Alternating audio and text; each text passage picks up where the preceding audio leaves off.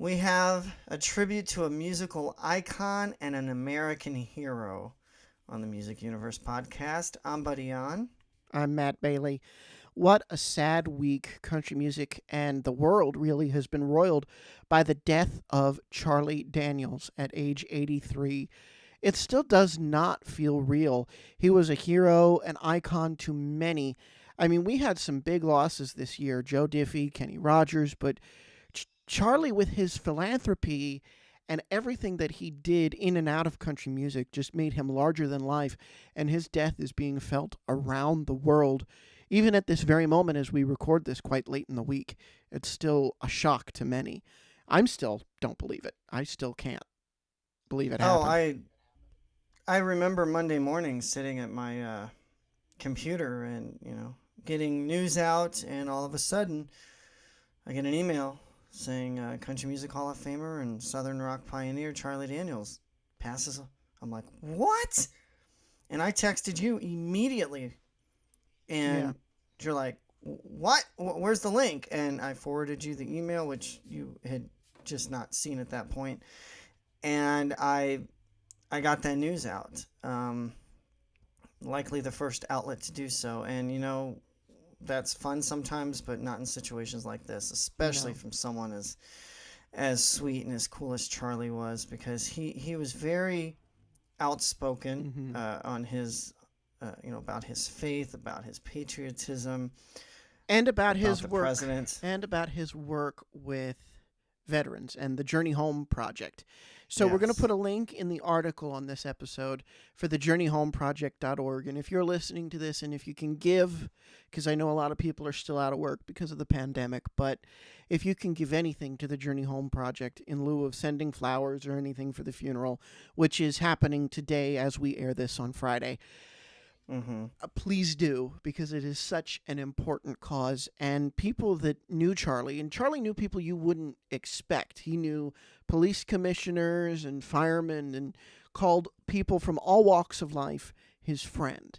And he was so down to earth in that way. And if you knew Charlie for 5 minutes, you loved him. And I'd like to think that if I weren't such a nervous young interviewer 3 and 4 years ago when I had the chance to interview him twice, I have a feeling that had I approached it in a different way, we would have gotten along. He seemed like the kind of person I would love spending my evenings catching up with. He's just that kind of personality, and for years I did a version of Devil Went Down to Georgia in my ventriloquism act with a juggler, and it would be The Devil Went Down to Juggle. So his work has been an important part of my life. And so, what we're going to do here today, just to explain to you listeners to honor him, I have another podcast called Talk for Two. I don't tell you that to promote on such a somber occasion, but over on that show, I had the chance to talk with Charlie twice. The first was a phone interview, I'm thinking early 2017, late 2016. No, this was way back, like 2015. And he was coming to Lancaster, Pennsylvania, to a theater in Lancaster. And at the time, with the podcast, with my posts and my targeting on the posts, I was doing hyper-local targeting to where most of my listeners were at the time, in the regions where I'm from, New York and in this Lancaster / Lehigh Valley, Berks County area of Pennsylvania. So I got him for 10 minutes to be able to promote this interview and to promote this concert with this interview. And we talk about him touring. We talk about his love of music. We talk about a bunch of stuff. So that's what this interview is. And then I have another interview that I will set up with another story after we come back. Before we go to this first interview, which was a phoner. Buddy, how did you meet Charlie? I know you have a picture with him. I do, and I posted it on my Instagram. He a couple times actually, but especially after this happened. I had been in Nashville. I know on my Instagram it says a week, but now that I think about it, I think it was within a month, because I remember being there the second week I was there. I met Tim McGraw at the same location, and it wasn't long after that there was Charlie. So anyone that's familiar with Nashville and just the club scene and Broadway and all that, He was out back of the Ryman Auditorium in the alley, Mm-hmm. and I was down there doing my thing, trying to get noticed, and he happened to come out and from the Ryman, and I am not honestly familiar. It's all kind of hazy, being over a decade ago, on exactly the conditions of why I was back there. But I kind of hung out, probably talking to people, and plus it was the back room of Tootsie's. It was right out there. So I just remember going out there, and I, did what every other musician does in town when you see someone. You get a picture and you tell them what you do. So I told him I played drums. He's like, "Oh, do you? Cool." And that was kind of the extent of it. My roommate and friend were with me, and we got a photo together. So it was just short, but it was a sweet moment because it's something now that I'll forever have. And I honestly thought for the longest time I lost that picture when I was going through for like Throwback Thursdays and stuff that I occasionally participate in. I was looking for them, like, man, where's my Charlie Daniels picture? And I contacted my former roommate. He's like, I think I have it, and I managed to find it, posted it, and then I had republished it following his passing. So I know my run-in with him isn't as extensive as yours, but it's those moments like that you get to keep in mind. And honestly, we actually had him almost booked for this show Mm-hmm. this year. We were planning to do it To promote during Volunteer the Jam. And yeah. I will say that we will have whoever wants to come on to talk about Volunteer Jam and talk about Charlie as we get closer to it. I know it's been moved around and whatnot, and I'm sure it'll take the shape of a memorial this year if they do it. But, It'll be February, actually. Yep, They that's pushed it right. back to February. I remember that now. Last month. Yep. So within a 2-week period, they postpone it. Charlie suddenly passes, and we'd love to have anybody on that would like to. But yeah, we reached out during the quarantine, and they requested that we do it closer to Volunteer Jam before that was postponed. And now I was really looking forward to it. Man, it was like, that's gonna be fun because gotta love Charlie Daniels, and I'm just shocked and saddened, and we all are. You mentioned earlier about how people even outside of Nashville knew him. In the original article I published about his passing, I have a bunch of tweets and stuff. And Eddie Trunk, I'm not sure if you're familiar with him, Matt, but he hosts Trunk Fest on Access TV and Trunk Nation on Sirius XM, and even he's a regional. You know him probably from New York. Mm-hmm. He's on rock radio there. Big personality. He even sent him a tweet out. So he had him on a Trunk Fest episode a couple years ago. So it's just sad. A lot of nobody expected it. Mm-hmm. It was from a and I'm gonna try to pronounce it's from a this, stroke. Don't even try to say it was from a stroke, a very severe kind of stroke that is pretty much you have it and you're gone, and that's just unfortunate. It can happen. And unfortunately, he'd had a stroke in 2010, and I'm no medical expert, but my understanding, because I have a grandfather who had a stroke many, many years ago and right side's paralyzed, lost speech. My understanding is when you have a stroke that you recover from, you're kind of at risk for a big one later on in life. So I don't want to say it was a matter of time, because you can certainly live out your life and not have it happen again, but that's what happened. So that's the shock. But I want to remember him as he was. I want to get to these interviews. Let's listen to that localized phoner, which was really cool and really insightful. Here's the first interview with Charlie, and then we'll come back, and I have a funny story. Here's Charlie. Charlie Daniels, welcome to Talk for Two. How are you today, sir? I'm good. Thank you, my friend. Thank you so much for coming here and coming to Lancaster on March 25th. What do you love about touring? What keeps you going? It's my life. It's been my life for, gosh, the biggest part of 60 years. I've been playing music, and it's something I love. I just thank God I can make a living doing something I enjoy so much. I love getting on stage in front of people. That's what the whole bottom line is getting on stage in front of people playing my music. That's what it's all about. Wonderful. I know that you've had a couple periods where you couldn't tour, you were recuperating. Do you get restless when you're not on the road?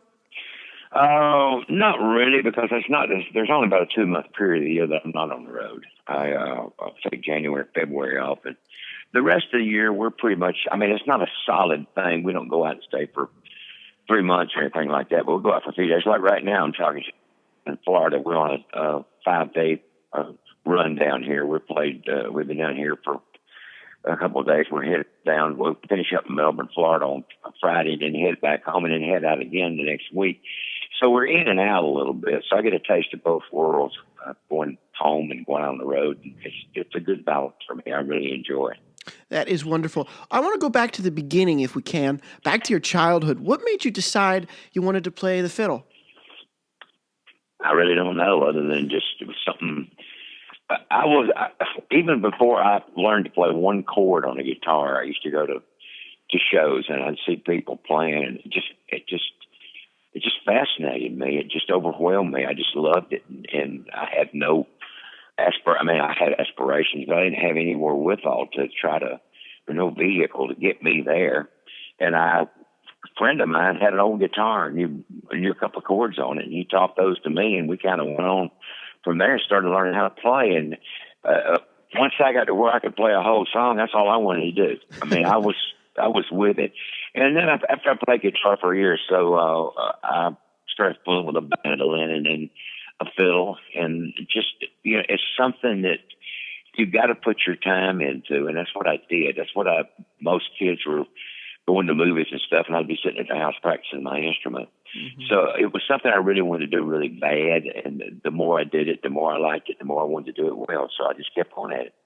Yeah, and there's something I wanted to ask you about. I don't know if you get asked about this a lot, but I saw you talk about this before, your vocal style. You described it, and there's a name for it. It's a kind of like talk singing. And I think it was one of your concert specials, the DVDs, you talk about this style. Could you tell us a little bit about that? Because it's so wonderful and unique.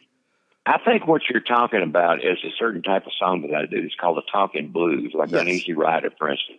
Yes. That is an old style of song. It's just dialogue set to music, rhyming dialogue set to music. And I don't know where the terminology came from.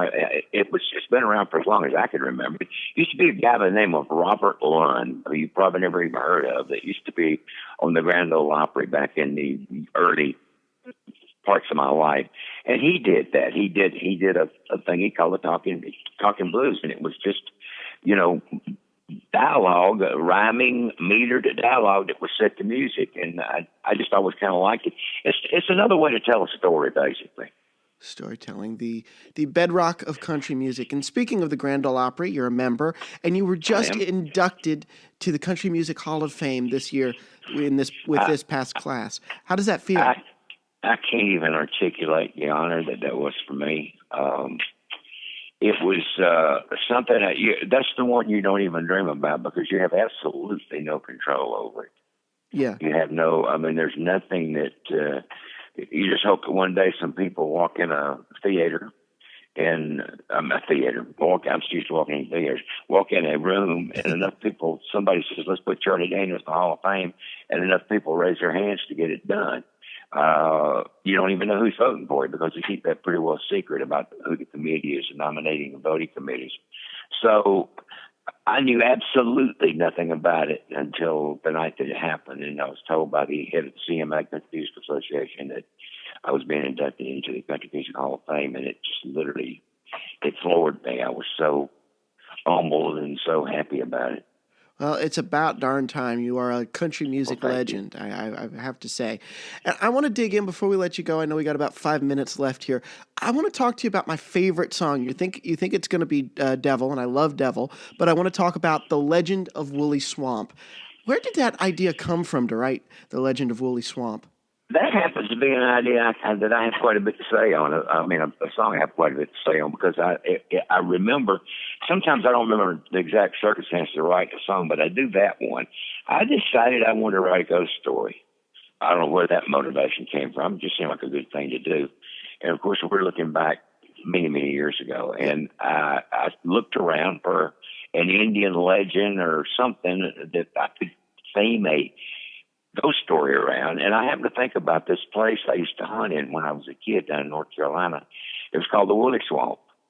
And it was a dreary old place. And, of course, I had a lot of poetic license. Nobody lived there. There were no alligators and that sort of thing. But I went ahead and just used my poetic license and thought about the old Wooley Swamp, about what a great setting it was for this kind of thing. And had there been a house there and a Lucius Clay that lived in there.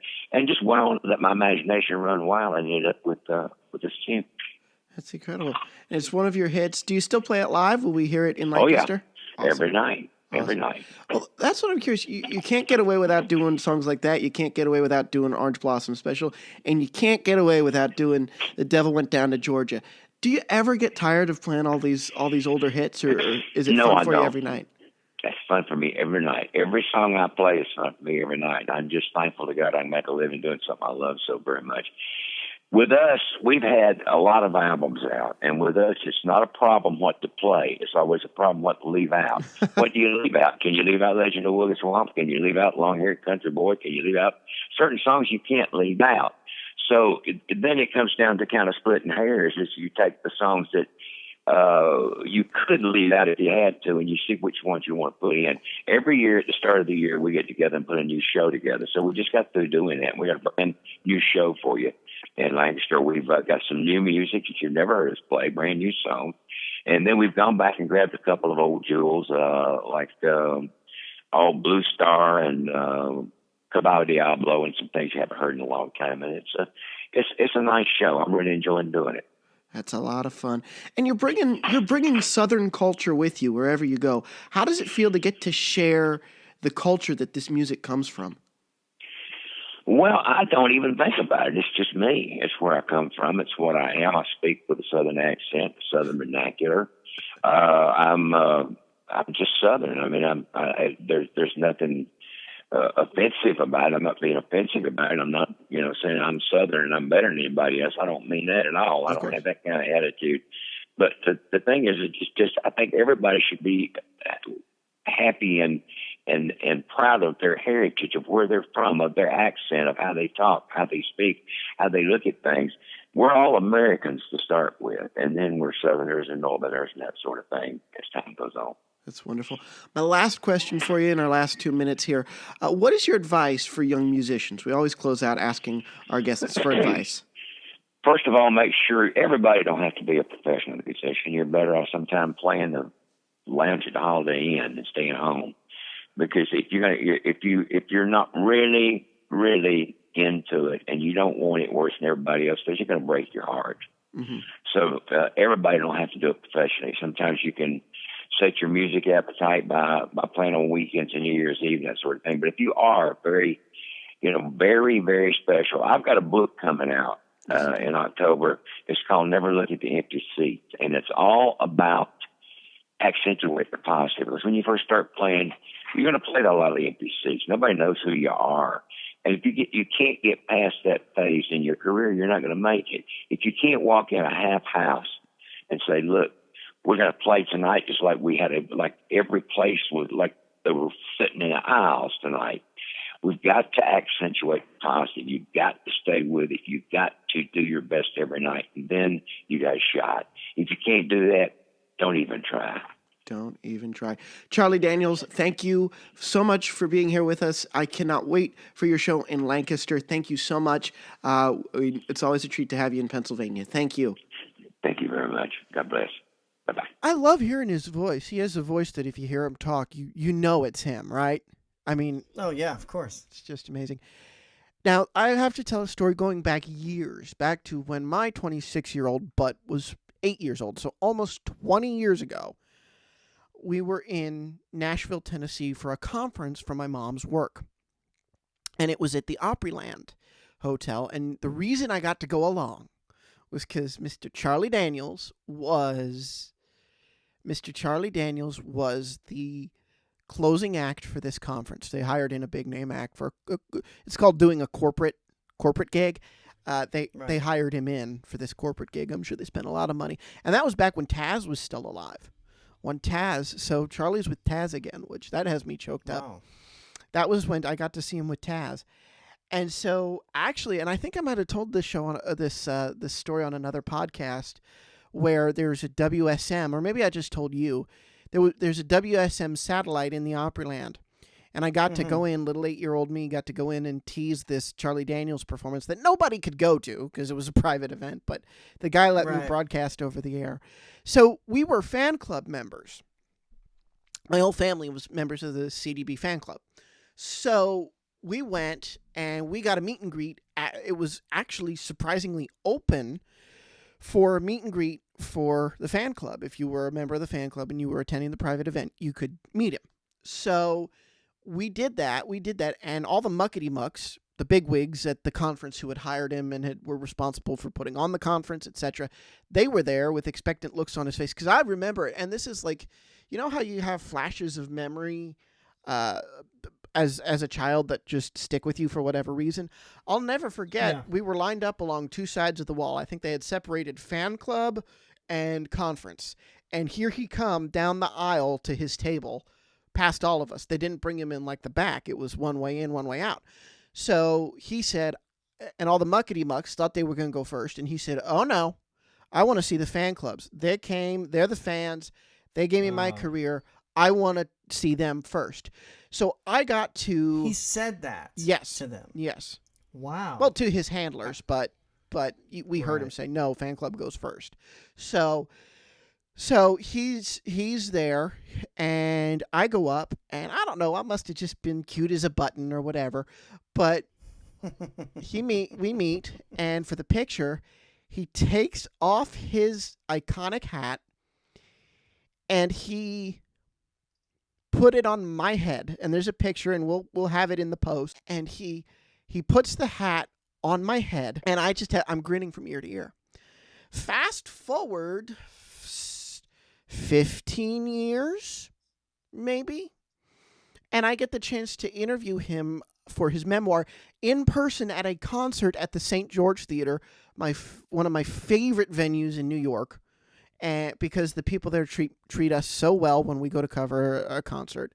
And I got there early. I set up in the green room, and here he come with his escort, because he gets escort into the building, 2 police escorts.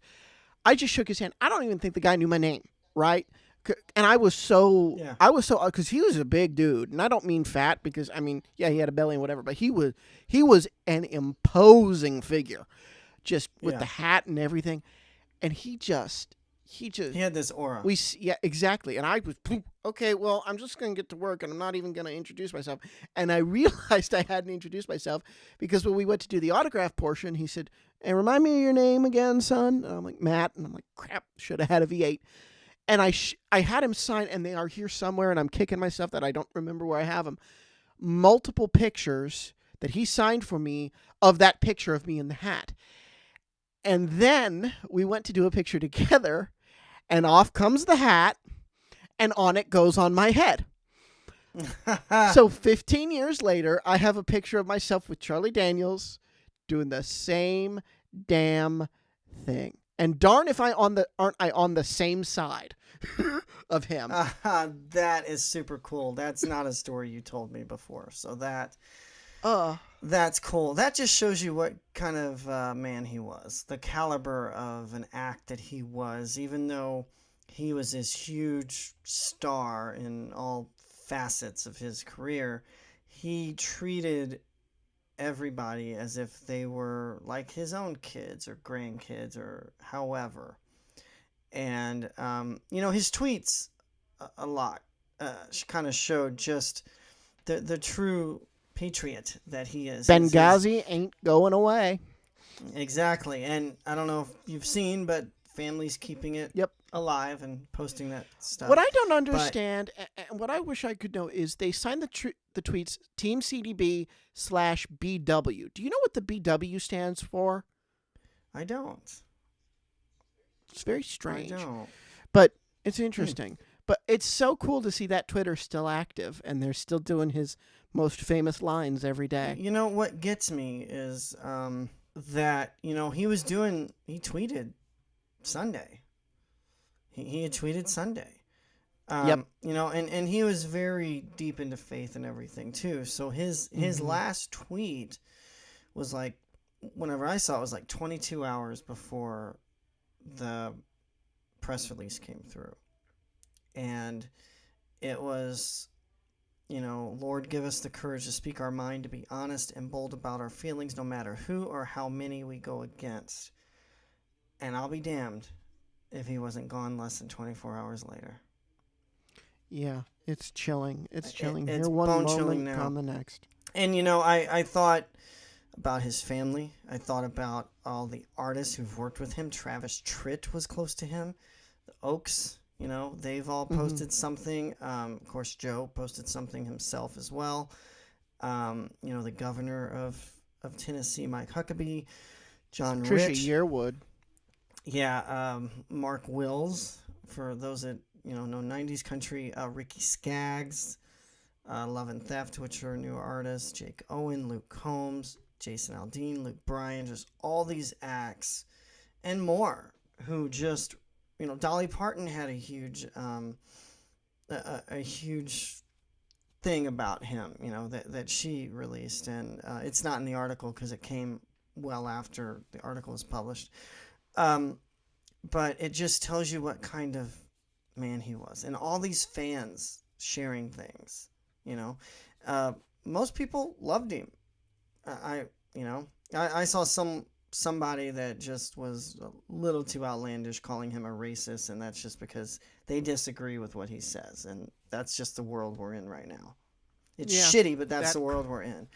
And that corollary, I'm not even touching that today. And we're not. I just saying that the fans just loved him, whether they were diehard fans or casual fans, or maybe they were newer fans. But these volunteer jams just brought in so many people to raise money for veterans that he brought in a new, younger, you know, audience. What I want people to walk away from understanding about Charlie Daniels is that he didn't stop. It didn't stop. He was always around, always doing stuff. Mm-hmm. He was still touring. He was going to be on tour this year until everything happened. The thing about that is that he showed no signs of slowing down. They built a road case. This is where I was headed with this. They built a road case for him that had a chair in it. So when the band would jam, like when he would be done and he'd turn it over to the band, right, he would go around and it would be on stage and you would see him sit down in this case so that he could rest for a minute, have a drink, water, whatever, and come back. And then about halfway through the show, they'd put a stool on stage and he'd sit down, and then he'd end standing. He accommodated himself, much like Mickey Gilley does when we talked about that when we aired his episode. He accommodated himself so that he wouldn't have to stop. right. So that the people that worked for him, I want to give a shout out to Paula Zygas. Publicists, the people that work behind the scenes, they don't get love, but they deserve it. Because Paula saw something in me to let me chat with Charlie that first time, saw something in what we were doing to say, yeah, we'll arrange it for August. She, I found out today through a friend, has been with him for 40 years. Wow. 40 years as the in-house marketing coordinator, Paula Zygas. I can't imagine what her and the band and everybody that he worked his ass off to make sure they were still employed, to make sure that they had a living. I can't imagine what they're feeling right now. Which is why, and I'll let you talk here, but which is why I say go support the Journey Home Project, because I'm sure a lot of the staff that worked in what Charlie called the home office, they're going to be moving a lot of their efforts and a lot of their employees over to that organization. So not only do they need support for their efforts, they probably need support to keep the offices up and running, because that touring revenue, not only is it gone because of the pandemic, it's gone because Charlie Daniels is gone. Yeah. So just I want Paula to know I'm looking out for her and the entire team, and I love her to death. Even though I maybe spoke to her twice and a couple of times over email, I never forget people, and we love you, Paula, and we're thinking about you. Yeah, and his wife Hazel of yes, geez, I don't even know how many years they were married, and his son, and then their adopted grandkids. Yeah. And like we mentioned, Volunteer Jam was scheduled for the fall, been pushed to February of next year. Hopefully that stays on track there. I can't imagine anything less than a tribute to the founder. I mean, we got Marshall Tucker Band, Chris Jansen, Charlie Pride, the Gatlin Brothers, Big and Rich, Gretchen Wilson, Cowboy Troy, Keb Mo, the Outlaws, Atlanta Rhythm Section, Travis Denning, Mickey Gilley is going to be on that, Johnny Lee, Scooter Brown Band, Steel Drivers, Pure Prairie League 38 Special, the Almond Betts Band, and just so many more that are expected to be announced. I can imagine this list will grow and likely be a 4 to 5 hour event, because you cannot put these people in a room together and pay tribute to Charlie in 2 hours. There's no way. No, absolutely not. And I bet it's filmed. I bet it's going to be some type of special, like CMT did for Kenny Rogers earlier this year. And, as much as I hate to say we look forward to seeing it, but it's going to be a great It'll be send-off. beautiful, and I'm hoping I can go cover it because I'm closer to Nashville, and I'd love for you to join me, buddy. But I hope that I can do that. I'm sad that I won't be able to get down there this weekend for the funeral, but COVID is keeping me here in Pennsylvania quarantined, and I'm just absolutely beside myself. This is just so sad. And I think you'll see Nashville rally around his family. Country music will come together, and it'll be beautiful. So with that said, I want to get to that interview that I did in 2017 about Never Look at the Empty Seats, his memoir, which is still available. And what we're going to do here is something a little different. We're not going to do a sign-off. We're not going to come back after this interview. We're going to let Charlie Daniels have the last word. And we're not going to play any music going out. So once Charlie's done, that's the end of the episode. That's Charlie sending it off. It is my honor to welcome back to Talk for Two, Mr. Charlie Daniels. How are you, sir? Thank you, man. I'm fine. Good to see you tonight. Good to see you. Well, I am. What does it mean for you to be back in New York? Well, we had, oddly enough, this is one of the few places in the world I've never played. Staten Island. Never played Staten Island. So we're remedying that tonight. Well, I know you just got here, but you're gonna find out that this is a beautiful theater. I saw pictures of it. I'm sure it is. Now, actually, it's funny. I know that you've been doing meet and greets for quite a while, because when I was 8 years old, you played the APCO conference for Good 911 gosh. people, and you put your hat on me. Got to show you that. You could have slept in that hat all Yeah, night. really. What does it mean to you to do these meet and greets? And Well, it's where you get to see fans. You get to meet with the people who buy your records, buy your concert tickets. I've always done meet and greets, just about my whole career. I used to do them after the show, but since I got older, it's easier for me to do them before the show, and I can get on the bus and leave when I get out. yeah, less tired. Any other pre-show rituals? I don't know. It's not really a ritual. I just do it. Something I do. No, I just come in, do my meet and greet, get on stage, pick. That's awesome. Now, I want to talk about this book. There's posters all around here. I read it cover to cover. I mean, I couldn't put it down. I had planned to read it throughout the 10 days when I got it. I finished it in 3 days. Well, I'm honored. Why now? In the acknowledgments you talk about it took years to write it. Why now? Why was it ready now? Well, it was ready because I could never find a place to end it until I was inducted into the Country Music Hall of Fame, and I thought that'd be a great place to end it. So I had been writing on it for, I guess probably 20 years or so, just bits and pieces. And I'd finally kind of made it into a book form and went ahead and kind of formalized it, into chapters and that, or at least subjects and times. And I could never find a place to stop it until they told me I was going to be inducted into the Hall of Fame. So I thought, what a great place to end it. So I did. That's incredible. And we talked about that last time, that incredible honor. You talk a lot about the Marshall Tucker Band and Leonard Skinner in the book. Can you talk about, because you don't really touch on this, I'm curious, how they influenced the CDB music? Well, we were already a band and been playing a good little while when we got into, to playing with Marshall Tucker and all. I'm sure they probably influenced us in the, we were the same kind of people. We were friends. It was more. I never saw Southern rock. I never saw it to be a genre of music. It was more a genre of people. Like they were all people like I'd known all my life. I knew the financial, the social, all of the kind of environment that they grew up in was the same environment I grew up in, so we had an awful lot in common. That's really cool. Another thing you talk about in the book is, first of all, before we get to that, the jam session with Bob Dylan and George Harrison. I knew I would ask you this. You got to make a request on that jam session. Do you remember what you requested? One of the songs I requested was "Gates of Eden," which was a kind of an obscure song that Bob did way back a long time ago. Oh, wow. He couldn't remember very much of it. He just played a little bit of it. That's great. And those first overseas trips, you talk a lot. You dedicate 2 chapters, if I remember correctly, to the military and to going overseas. What did it teach you about America? Well, I knew a lot about America before I ever went overseas. I was born before the Second World War started. I was 5 years old when it started. So I went all through that. My formative years were during the Second World War. And I say it on stage every night, only 2 things protect America: it's the grace of God and the United States military. So, going over to entertain them in a place where they were working, where they were fighting, it was a big, big honor to me. How did it feel when you realized that the helicopter had been hit and was under attack? Well, it was not actually, I don't know if the amount of hit, it was some small arms probably, but not. I didn't know that's what was happening. I honestly didn't. I thought they were doing, I don't know, every time you get on a helicopter, it seemed like that the pilots would tell you they're going to do some maneuvers on the way back. Yeah. And I don't know if they tell you that, if they have to take evasive action, or I guess they got used to doing it. But I thought it was a maneuver going on. And, I had good Lord looking at me. That's the big thing. That's cool. A lot of the first part of the book is talking about growing up and you moved around a lot. Mm-hmm.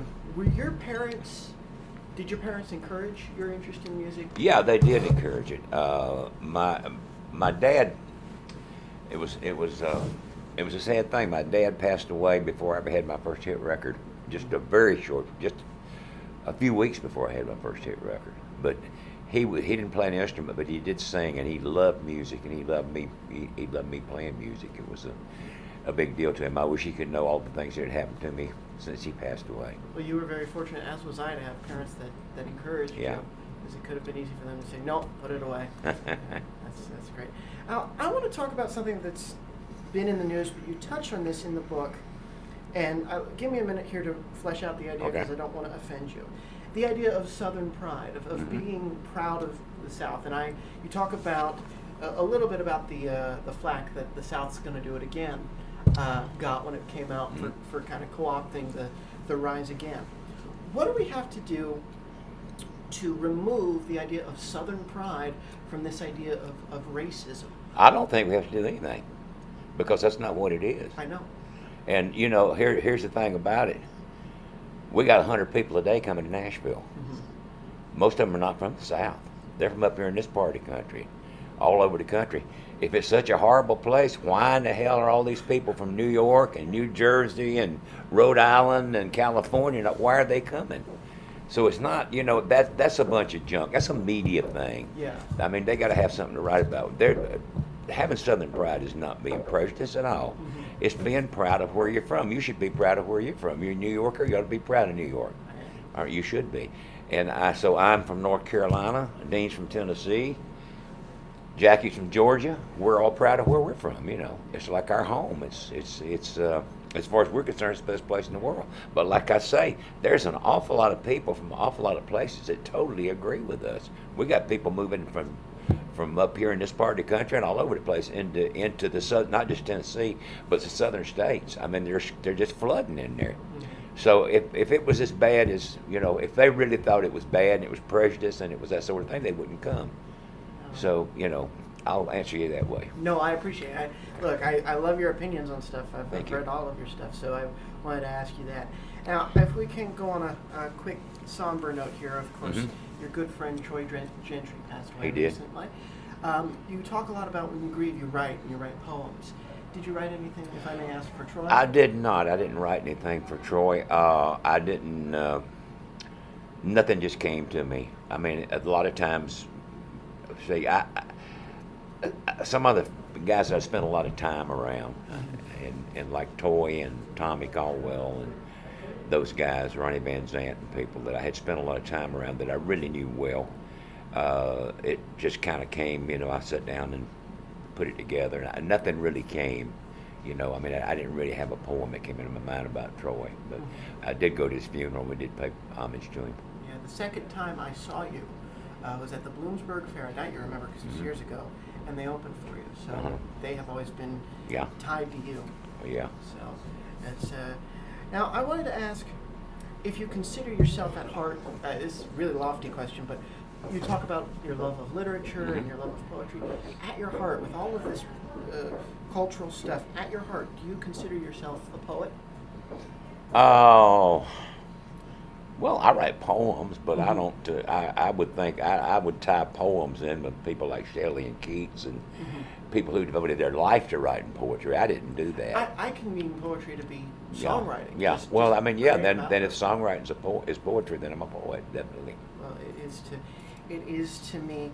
Now, I want to thank you so much. I know we said only about 10, 15 minutes, so you have an excellent meet and greet coming up here and an excellent show. So I'm really, really looking forward to it. So How much time you got, Jay? For the meet and greet? I don't want to just cut you off. We did about 15 or 12 minutes. Okay, we'll do about. You can do another 10 if you'd like. oh, great, great. So this tour, I wanted to ask you about your routing because last time we talked was to promote a show up in Pennsylvania. You were coming to Lancaster, and now you're here in New York. It's rare that artists will hit the same region within the same year. What do you look for in venues when you tour? Well, we don't. I don't really have very little much to do with it. We just take the offers that come through our booking agency. Gets the offers, they solicit offers, and they get offers, and they come to them, and then they pass them on to my office.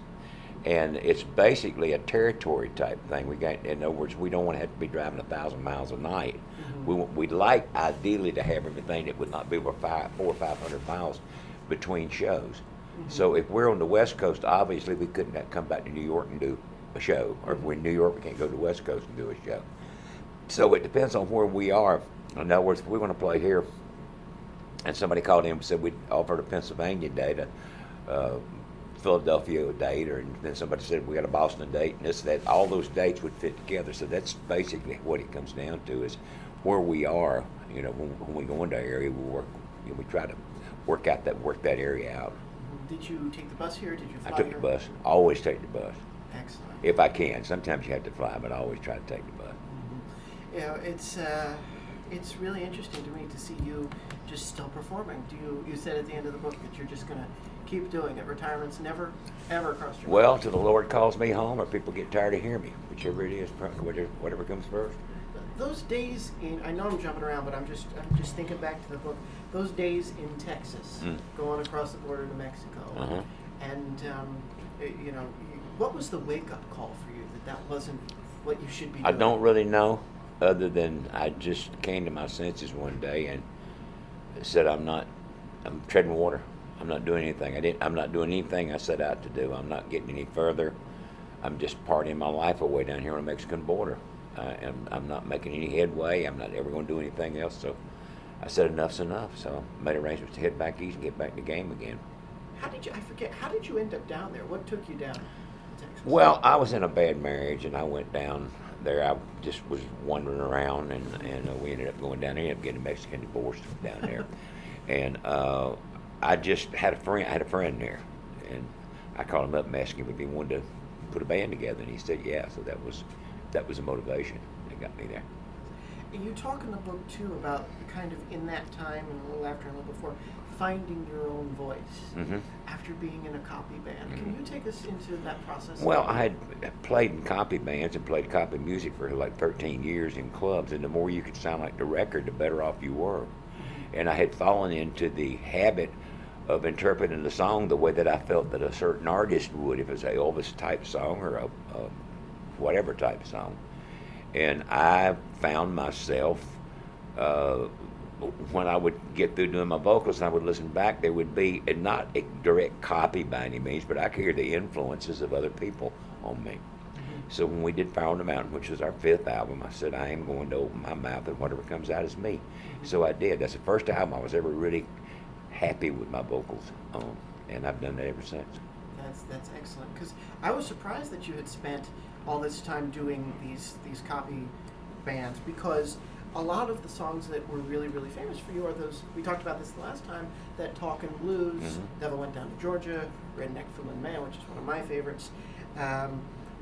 Was there anything that led you to that decision to go into sort of the talking blues? No, that's something I'd heard all my life. I just had an idea for a song. I had an idea for, I think Uneasy Rider was probably the first one I did, and I just had an idea for it. And just, story songs kind of came naturally to me, especially when I first started writing. Because I could, how you come up with what you want to say and how you want to start it and how you want to end it. You just fill the middle and you got a song. So it was kind of natural for me to write story songs, and it was kind of natural for me to do spoken word, type stuff. To this day, when you hear, because you were in a copy band, is it a sign of pride to you, or a marker of pride that people are now covering your stuff? Oh gosh, yes. I am very, very pleased anytime I hear anybody doing their music, or somebody records one of my songs or something. I'm very happy about it. For my last question, I want to flip the script on you. You've been asked about Devil so many times, and you say you'd think that'd be the song that has the interesting story, but it doesn't. What song has the interesting story? Gosh, I don't know. Legend of Wooley, I would think did. It's a real place.